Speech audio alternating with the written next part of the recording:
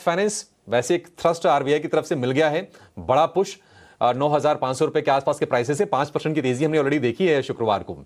यहां से आप कितनी बड़ी तेजी की उम्मीद करके चल रहे हैं और क्या टारगेट सुझाएंगे? अब तो क्या है ना कि भाव वगैरह बदल जाएंगे आगे, बट मौजूदा भाव के हिसाब से क्या टारगेट मान के चले? अभिषेक जी, जैसा याद आपको होगा कि फ्राइडे भी मैंने बजाज फाइनेंस एनबीएफसी में टॉपिक चुना था। रीजन वही है कि जिस तरह से उनका ऑपरेशंस है और जिस तरह से उनका वर्किंग्स है ना, वो बहुत ही अच्छा है कंपेयर टू अदर एनबीएफसी और लीडिंग है, हर पैरामीटर्स में लीडिंग है। और ये जो स्प्लिट की बात है वो और रिटेल इन्वेस्टर को ना आकर्षक करेगी यहाँ से, क्योंकि at the end of the day retail investor चाहता है थोड़ा सस्ता शेयर, तो ये इसके वजह से ये सस्ता शेयर होगा आगे जाके। सो उसके वजह से ना रिटेल इन्वेस्टर की रुचि बढ़ेगी, तो वहां से एक प्राइस इंक्रीज आ सकता है। ऑफ कोर्स प्रीमियम पे है, प्राइस टू बुक वैल्यू 5 है, लेकिन जिस तरह से इनका ऑपरेशन है, आई थिंक समहाउ उनका जिस तरह से प्रॉफिटेबिलिटी वो जस्टिफाई करते हैं, एनपीएज एंड वो सब काफी हद तक ना कंट्रोल में है।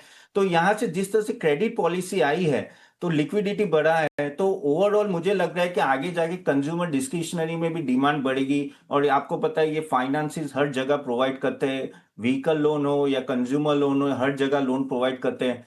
तो इनडायरेक्टली इनको डायरेक्ट बेनिफिट आता है। और मेजरली आप देखो, कोई भी क्रेडिट कार्ड ले दो या कोई भी बड़े बड़े रिटेल शॉप है उनके साथ टाई अप है, तो वहां इनको डायरेक्ट बेनिफिट आता है। तो मेरे हिसाब से यहाँ से अभी भी कह सकते हैं कि 10-15% का यहाँ से बढ़ोतरी हो सकती है, बहुत ही अच्छे लेवल पे है। और आई थिंक ये स्प्लिट के बाद उनको और फायदा होगा। ओवरऑल लॉन्ग टर्म ट्रेंड अच्छा है।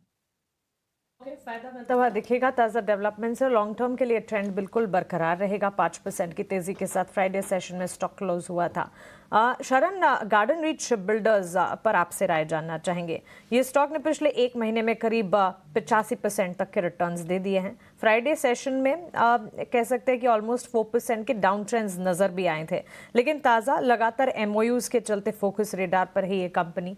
इनके बिजनेस आउटलुक्स अच्छे हैं, नतीजे अच्छे रहे, और इस वक्त भी एक एमओयू कंपनी ने साइन किया है जो कि नौसेना को पहला एंटी सबमरीन वॉरफेयर मिलने जा रहा है। सो रिजल्ट बैक्ड और उसके बाद न्यूज़ फ्लोज बैक्ड एक्शन है और स्टॉक में लगातार तेजी की चाल है।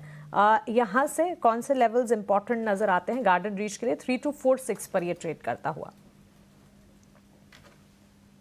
स्टॉक काफी स्ट्रेच्ड है नीचे के। अगर लेवल से देखो तो अगर आप लो से पकड़ो तो स्टॉक ने करीबन ऑलमोस्ट 100% 14-1500 से 3200 हो गया है आज, तो ऑलमोस्ट 100% एक रैली दे चुका है। तो थोड़े समय तक मुझे लग रहा है डिस्पाइट पॉजिटिव न्यूज आपको थोड़ी सी प्रॉफिट बुकिंग देखने को मिल सकती है। एक बार स्टॉक अपने प्रीवियस हाई या ब्रेकआउट लेवल को डेफिनेटली रीटेस्ट करने आ सकता है 2800 से 2850 के लेवल्स के आसपास, मगर जरूरी नहीं है आए भी।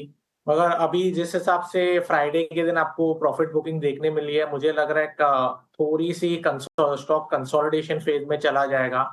बस स्ट्रैटेजी अभी भी स्टॉक में वही रहेगी, बाय ऑन डिप्स।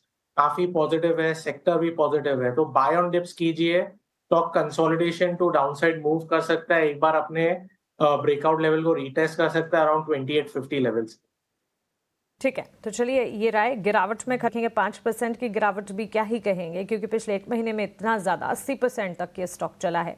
एक महीने पहले 2000 थे लेवल्स, इस वक्त 3246 के स्तरों पर गार्डन रीच ट्रेड करता हुआ। मौके ढूंढने चाहिए डाउन ट्रेंड्स में, क्योंकि लगातार ये स्पेस पूरा का पूरा शिप बिल्डिंग का भी फोकस रेडार में, और अदरवाइज स्टॉक में भी मजबूती लगातार कायम है।